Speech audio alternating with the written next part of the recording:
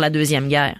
Comme les gens revenaient de l'Europe et avaient des histoires à raconter. Comme M. Émilien Dufresne va s'enrôler, puis une grosse partie de quand il s'enrôle, il va parler que son père a fait la Première Guerre mondiale. Et c'est à peu près tout le temps le même modus operandi. La plupart du temps, le père a peut-être fait la première ou ses frères ont fait la Première Guerre mondiale et encourage son garçon à s'enrôler. Et la mère, elle, est plutôt... Pas d'accord, hein? Non, c'est vraiment un trait commun dans les enrôlements.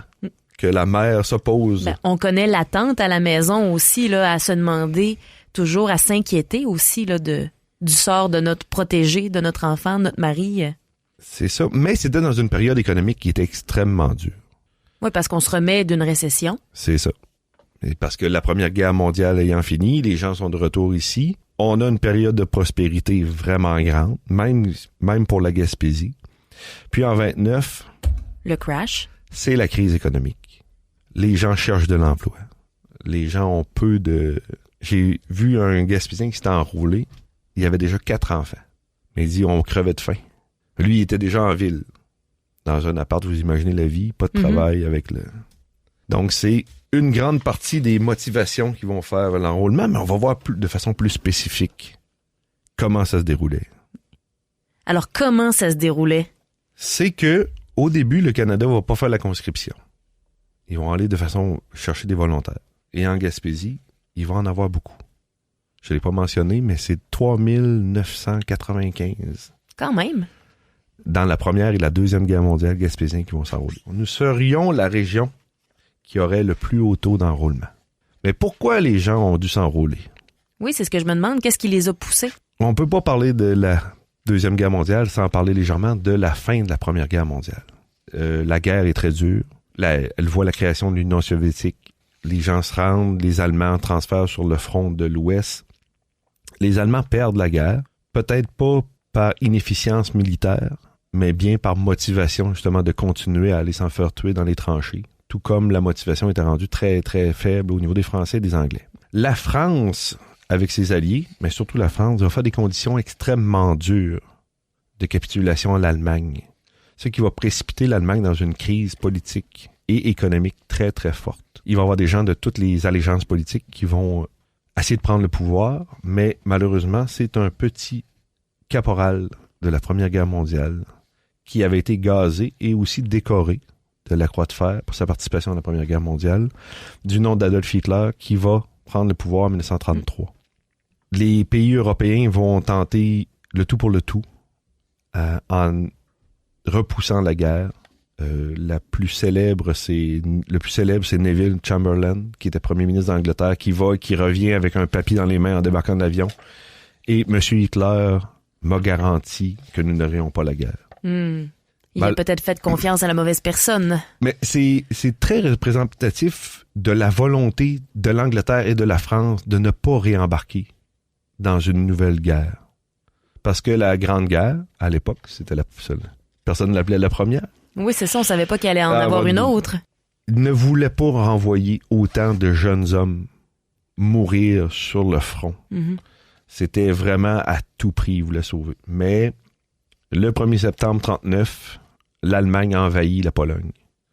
Et là, même s'ils ont reculé, ils ont fait des concessions, ils déclarent la guerre. Le Canada, qui, même malgré qu'il est un dominion, a beaucoup plus de latitude que la Première Guerre mondiale. Ils vont pas embarquer dans la guerre tout de suite. Ils vont vraiment déclarer la guerre à l'Allemagne le 10 septembre.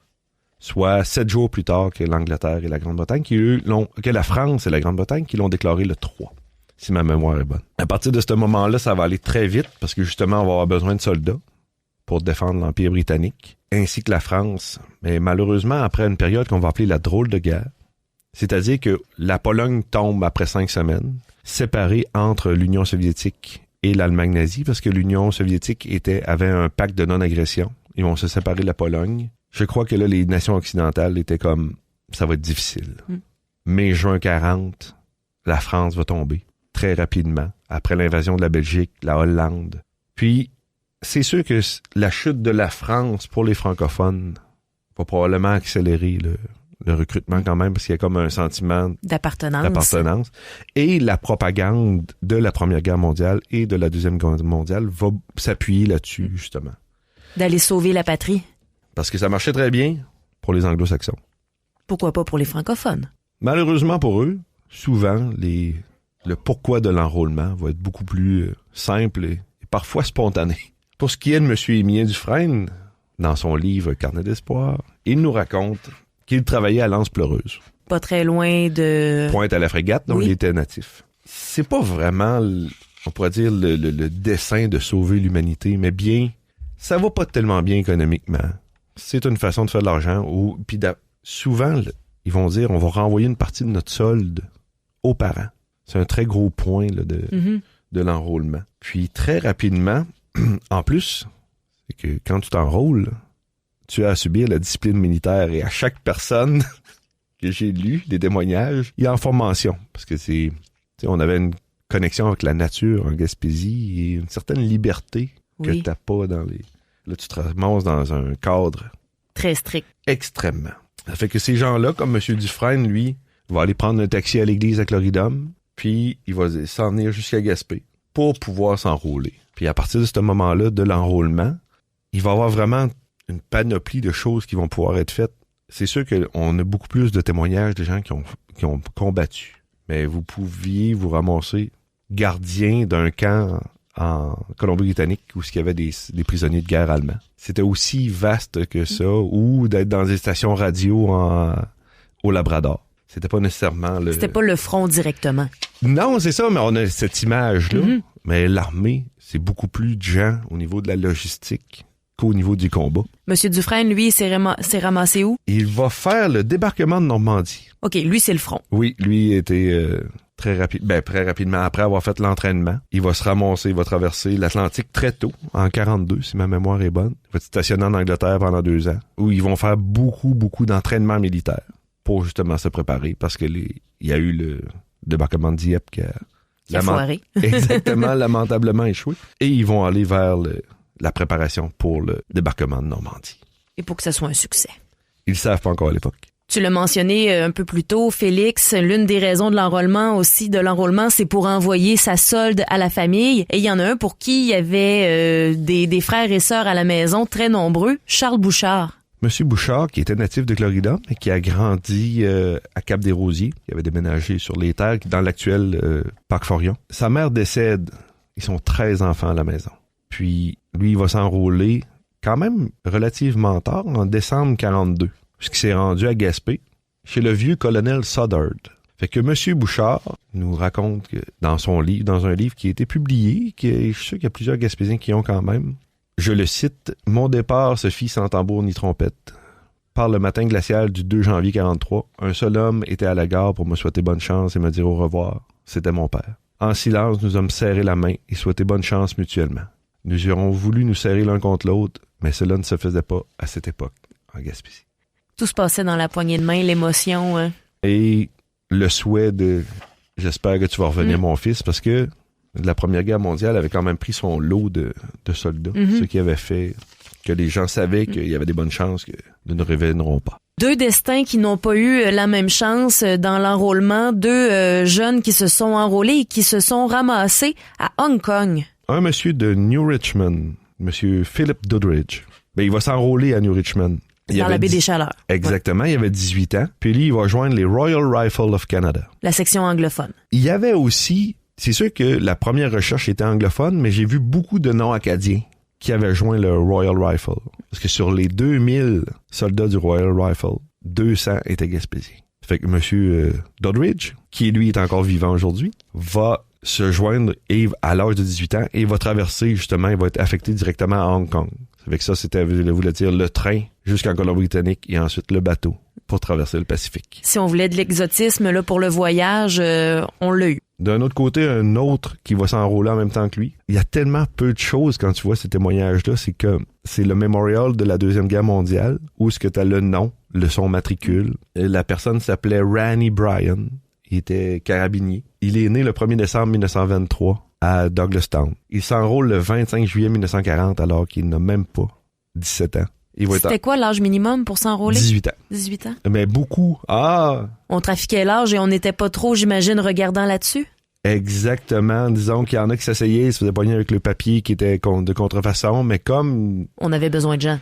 Et malheureusement, Randy Bryan va laisser sa vie dans la bataille de Hong Kong ou dans les camps de prisonniers de façon subséquente. Mais à 18 ans, il sera décédé. Qui l'eût cru en partant des champs de Douglastown.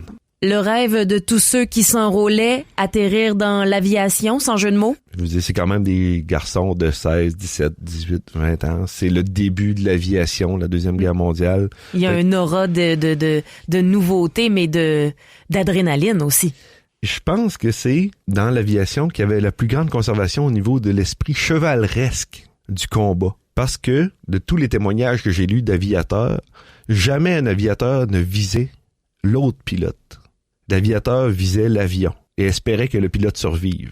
Il y avait quelque chose comme ça de... Un code d'honneur, un peu. Ouais, c'est ça. Comme les chevaliers médiévaux. Il y avait une aura, puis il y avait encore l'aristocratie en Angleterre, chose qu'on n'avait pas du tout au Canada. Mais il y avait beaucoup de gens qui étaient dans la noblesse encore, qui, eux, vont joindre tout de suite les rangs de l'aviation. Au Canada, il y a beaucoup de petits Gaspésiens qui auraient bien aimé être dans l'aviation. Malheureusement, c'est beaucoup plus d'anglophones qui vont être là parce que les tests, tout n'est pas encore traduit. Mm-hmm. C'est beaucoup de termes techniques. Exactement. Puis il y a aussi qu'il y a une sélection au niveau de la scolarité. Et comme il n'y a pas beaucoup d'écoles, il y a pas beaucoup les gens vont appliquer. Comme M. Émile Le Selleur, de Lanse-Griffon, qui lui, c'est pas spontané, il va pas s'enrôler, il prend pas le taxi comme M. Dufresne, Émilien Dufresne. Il va commencer par faire des recherches, il va écrire, puis là, il essaye de passer des tests. Malheureusement, il va être rejeté pour ses...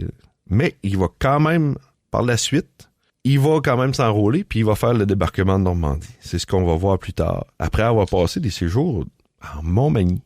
Il y avait un gros camp de...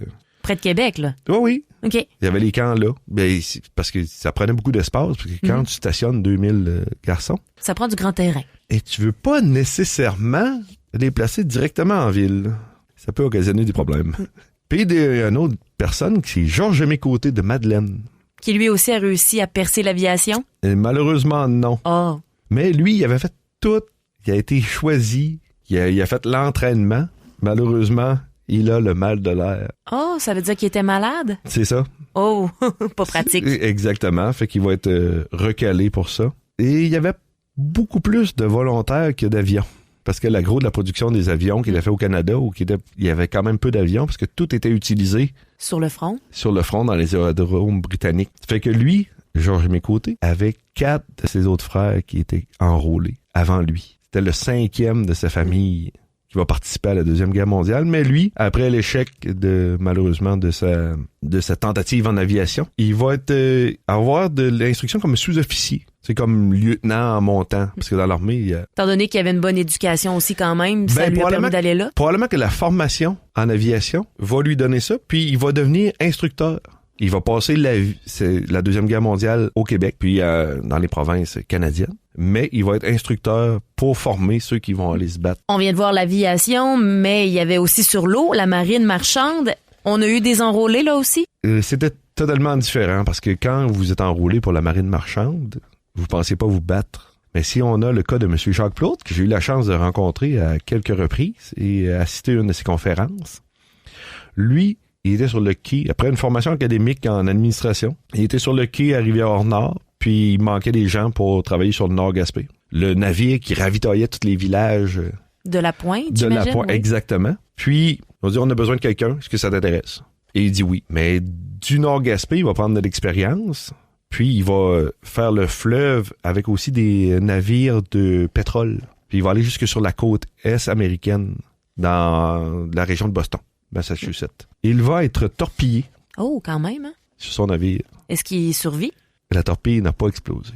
Ouh, là, ça arrivait quand même souvent à l'époque. C'est que les mécanismes pour la torpille étaient extrêmement complexes. Puis, justement, dans la fabrication... Et plus la guerre va avancer, moins il y a de main-d'œuvre en Allemagne, et moins il y a de main-d'œuvre qualifiée, moins les appareils vont être de qualité. Donc, ce qui va faire que vous pouvez torpiller finalement. Et M. Plourde sera un qui deviendra vétéran après la guerre. Ah oui, je te demande s'il a survécu puis t'as assisté à une conférence. Rétroactivement, l'armée canadienne va déclarer que les gens de la marine marchande qui ont